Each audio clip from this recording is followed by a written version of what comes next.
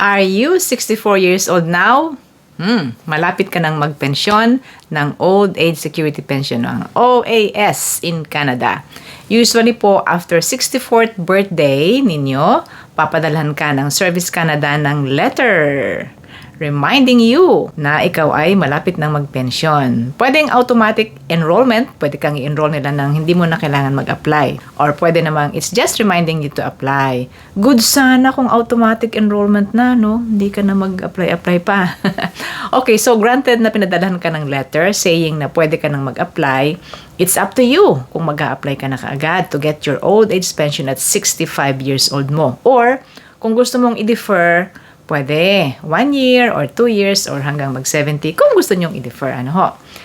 So, kung mag-a-apply ka na, kahit 6 months pa lang before your 65th birthday, pwede na. Alam kong tanong nyo sa akin yun kailan po ate pwedeng mag-apply?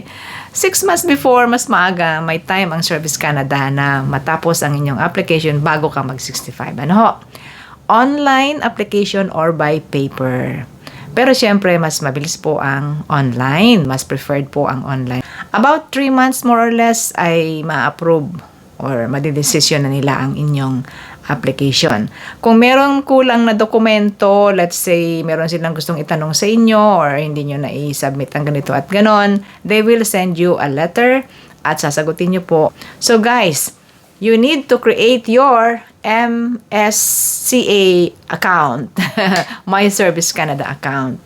Mag-open po kayo niyan. May mga GCK dyan na tinatawag. Kung lampas na sa age 65 mo at hindi ka nakatanggap ng letter, anong gagawin? You apply. Apply po. At makukuha mo pati ang iyong back pension kung ikaw ay ma-approve. So don't worry. Kung lumampas na ng 65 at walang sulat na dumating sa inyo, nangyayari po yon.